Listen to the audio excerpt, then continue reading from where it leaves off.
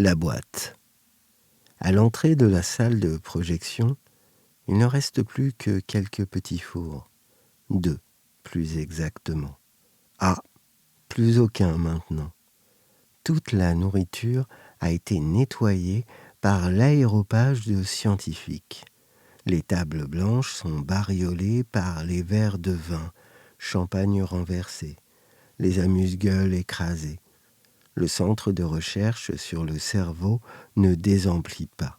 Pourtant, quelques retardataires foulent l'entrée souriant et après un coup d'œil sur le buffet, croisent les bras, tapent des pieds. Il y en a même un qui met un coup de pied sur un mur. Dans les allées de la salle de projection, les chercheurs sont souriants. Ils se tapent sur l'épaule, montrent le poing de la victoire, ils s'assoient en riant. Une scientifique monte sur l'estrade, elle tape dans ses mains. « Mes chers confrères, je ne serai pas longue », annonce-t-elle. L'écran de la salle de projection s'allume et apparaît une foule de personnes qui fait la queue derrière des barrières face à un établissement qui s'appelle La Boîte. Ce projet est le vôtre. C'est le fruit d'années de recherche, de tests, de participation de volontaires. Non seulement en France, ce projet est le vôtre. C'est le fruit d'années de recherche, de tests, de participation de volontaires. Non seulement en France, mais aussi dans des pays partenaires où nous avons pu pousser un peu plus le curseur. Mesdames et messieurs, je n'en dis pas plus. Nous devons nous astreindre à l'emploi du temps de l'Institut, dit « Mesdames et messieurs, je n'en dis pas plus. Nous devons nous astreindre à l'emploi du temps de l'Institut, conclut Miranda Moadi. » Elle quitte le plateau et va s'asseoir au premier rang sous une salve d'applaudissements. Sur l'écran, une journaliste parle sans que l'on entende le son. Puis elle se tourne vers la technique. Elle fronce les sourcils, lève la main, indique son micro, elle sourit. Eh bien, chers téléspectateurs, on peut dire que ce lancement est un succès. Vous pouvez voir la foule joyeuse qui s'est amassée devant l'établissement. S'ils pouvaient être aussi nombreux lors des élections, lors des réformes du gouvernement, qu'à la sortie de tous les nouveaux produits, alors nous aurions réussi notre mission, dit Flavière Tendry. Elle fait un clin d'œil. Dans la salle de projection, tous les scientifiques applaudissent et répondent par un clin d'œil. Sur l'écran, on suit un homme qui sort de l'établissement, La Boîte. Ensuite, on le suit jusqu'à ce qu'il entre dans un magasin de pianos.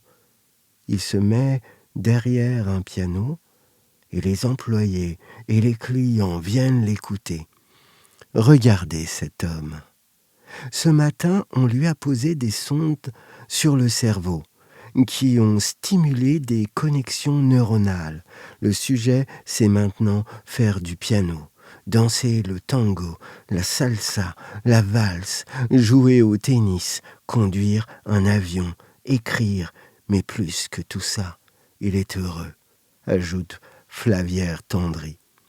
La journaliste entre dans l'institut. On l'a conduit devant la salle 1.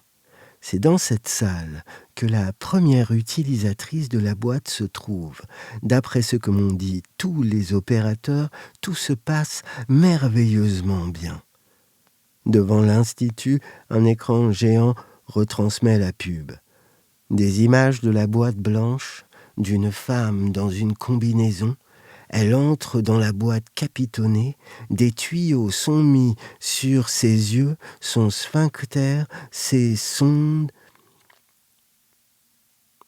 Des images de la boîte blanche, d'une femme dans une combinaison. Elle entre dans la boîte capitonnée. Des tuyaux sont mis sur ses yeux. Son sphincter, des sondes sur son corps. On voit son corps qui draine des substances noirâtres. Des boutons disparaître. Un teint magnifique apparaître. Des phrases positives accompagnent les images de différents paysages paradisiaques, rehaussés par une musique harmonieuse. La foule est silencieuse. On n'entend plus que quelques chiens japper et la rumeur de la circulation au loin. Un groupe de scientifiques apparaît et une scientifique se détache, puis à côté d'eux défilent des images de l'évolution technologique des premières découvertes jusqu'aux dernières innovations. Entrez à l'avance dans le 22e siècle, où la régulation de toutes vos émotions, de vos réactions, l'extraction de votre fatigue, de vos mauvaises pensées sont possibles. Entrez dans la boîte où vos douleurs, vos peines, vos limitations, vos défauts physiques disparaissent grâce à la plasticité accélérée de votre cerveau. Ressortez purgés de tous vos problèmes. Ainsi régénéré, vous deviendrez une nouvelle femme, un nouvel homme, pour le plus grand bonheur de vos proches, de la société, du monde. Avec la boîte, plus de peur, plus d'angoisse, plus de surpoids, plus de stress inutile. La boîte, ce n'est pas seulement un humain augmenté, mais un humain retrouvé, conclut la scientifique. Le groupe de scientifiques sourit et disparaît peu à peu pendant qu'un feu d'artifice apparaît et retentit bruyamment. Le public sourit et applaudit à tout rompre. Dans la salle de projection, les scientifiques se prennent dans les bras et se serrent la main. Sur l'écran géant, la publicité affichant le prix du soin clignote, ainsi que les conditions d'accès à un crédit. Une mortalité impeccable, une conformité avec les projets. Sur l'écran géant, la publicité affichant le prix du soin clignote, ainsi que les conditions d'accès à un crédit.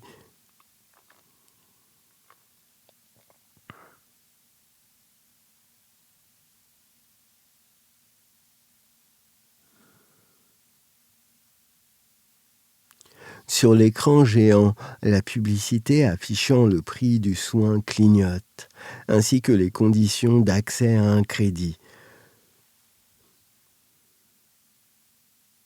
Sur l'écran géant, la publicité affichant le prix du soin clignote, ainsi que les conditions d'accès à un crédit en conformité avec les projets du gouvernement.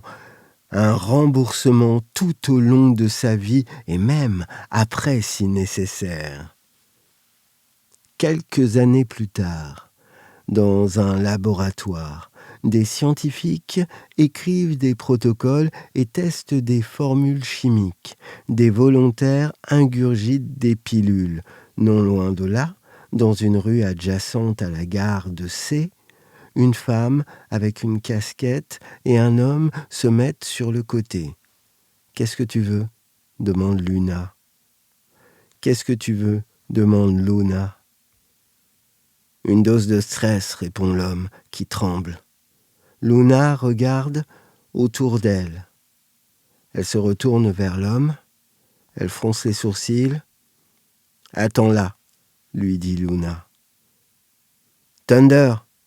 Un berger belge noir sort de l'ombre et marche et s'assoit devant l'homme sans le quitter du regard. « Reste avec lui, dit-elle. Luna marche vers un homme. Luna marche vers un arbre. Elle déterre une boîte. Elle regarde autour d'elle. Elle prend un sachet et enterre la boîte. Le chien retourne dans l'ombre. Luna s'approche de l'homme. Elle compte l'argent. L'homme prend le sachet. Une lueur d'espoir illumine son visage.